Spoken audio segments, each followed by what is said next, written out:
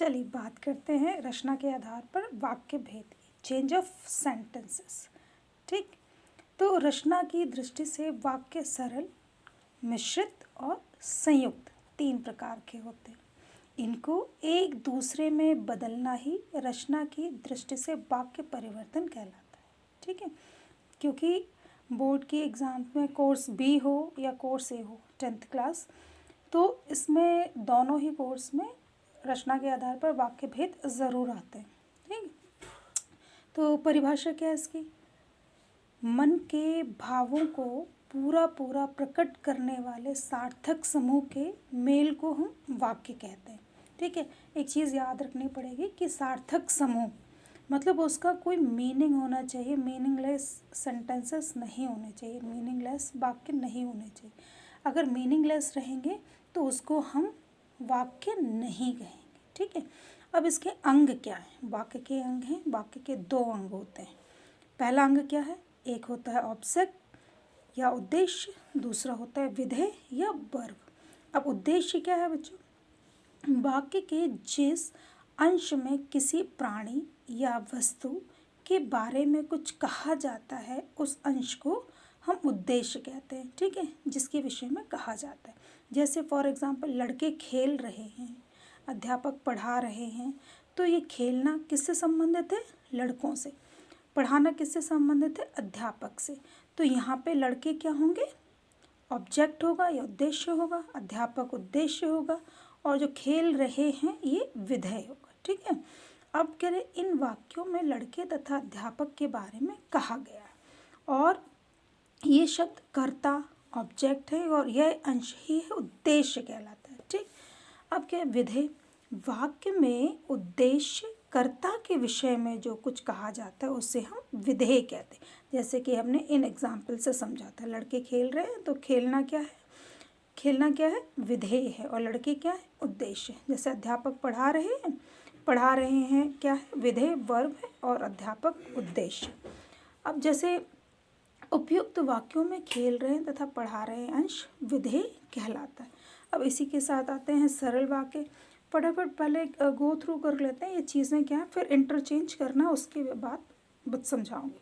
क्या है सरल वाक्य? दूसरा क्या? सरल वाक्य सिंपल सेंटेंस जिसको कहते हैं, जिस वाक्य में एक ही उद्देश्य तथा एक ही विधेय होता है उसे सरल या साधारण वाक्य कहते हैं। ठीक, अब इन वाक्यों में उद्देश्य एक या अधिक हो सकते पर विधेय एक ही रहेगा। ठीक है, क्या कह रहा है? वाक्यों में उद्देश्य एक से अधिक हो सकते। उद्देश्य मतलब ये वाले ऑब्जेक्ट जो हैं वो एक से ज़्यादा हो सकते हैं, लेकिन विधेय जो काम किया जा रहा है, कार्य किया जा रहा है, वो एक ही रहेगा, सिंगल रहेगा। तो यहाँ पे हम सरल वाक्य को देखते हैं। जैसे दिनेश पत्र लिख रहा है, एक उद्देश्य, यहाँ एक विधेय। अब दूसरा देखो, जैसे हमने ये डेफिनेशन पढ़ी थी ना, उससे आप कहेंगे कि कैसे, मतलब उद्देश्य ज़्यादा कैसे हो सकते हैं विधेय के साथ। देखो जैसे राधा और मीना बाज़ार जा रही हैं, तो यहाँ पे देखो ऑब्जेक्ट या उद्देश्य दो हो गए, राधा और मीना, उनका जाना एक साथ क्या है? बाज़ार जाना। दो उद्देश्य और एक विधेय। ठीक है, तो यहाँ पर सरल वाक्य में उद्देश्य ऑब्जेक्ट एक रहेगा, विधेय कई दो हो सकते, तीन हो सकते हैं और ज़्यादा भी हो सकते हैं। ठीक, उससे को पर वो सरल वाक्य रहेगा। अब आते हैं संयुक्त वाक्य की तरफ। ठीक, तो संयुक्त वाक्य में क्या है? कंपाउंड सेंटेंस, जैसे कि आप इंग्लिश में भी पढ़ते हैं कंपाउंड सेंटेंसेस। जिस वाक्य में एक से अधिक स्वतंत्र उपवाक्य योजक द्वारा जुड़े हों उसे संयुक्त वाक्य कहते हैं। योजक क्या होता है? योजक मतलब जॉइनिंग लेटर्स, जो दो सेंटेंसेस को, दो वाक्यों को आपस में जोड़ने का काम करते हैं, उनको हम योजक कहते हैं। जैसे मैंने उसे पढ़ाया और नौकरी दिलवाई। और शब्द क्या है यहाँ पे? और शब्द योजक का काम कर रहा है। मैंने उसे पढ़ाया एक सिंपल सेंटेंस, एक ये है, नौकरी दिलाई, उसे नौकरी दिलाई, एक ये हो गया। अब इन दो सेंटेंस, इन दो वाक्यों को आपस में जोड़ने के लिए योजक का चिन्ह की ज़रूरत होती है, योजक शब्द की ज़रूरत होती है। तो ये और, इसलिए, इत्यादि, ये संयुक्त वाक्य योजक होते हैं। अब योजक शब्द बहुत सारे, जैसे तथा, फिर, या, अथवा, अन्यथा, किंतु, लेकिन, इसलिए, परंतु, अतः, मगर, पर आदि इत्यादि बहुत सारे योजक होते हैं जो दो वाक्यों को आपस में जोड़ने का काम करते हैं। तो यहाँ पे संयुक्त वाक्य उनको हम कहते हैं।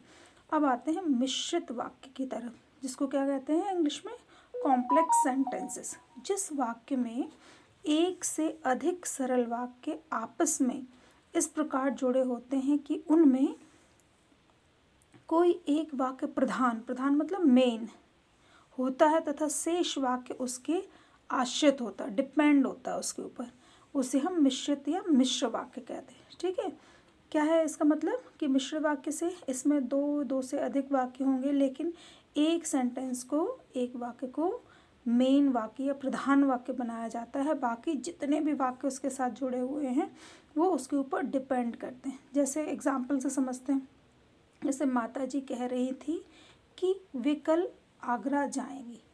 ठीक है, अब यहाँ पे क्या है, माता जी कह रही थी, माता जी को मेन बनाया कि उन्होंने कहा है कि वे जाएंगी, मीन्स जाएंगी। अब यहाँ देखो, लता जो मोहन की बहन है परीक्षा में प्रथम आई है, यहाँ किसकी बात हो रही है, लता जो मोहन की बहन है, लता की बात हो रही।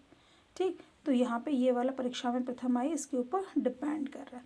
अब यहाँ पे योजक शब्द क्या है इसके, कि, यदि, अगर, तो, जब, तब, जिसे, जहाँ, जिसने, जिसको, जो, जिन्हें, जैसे इत्यादि।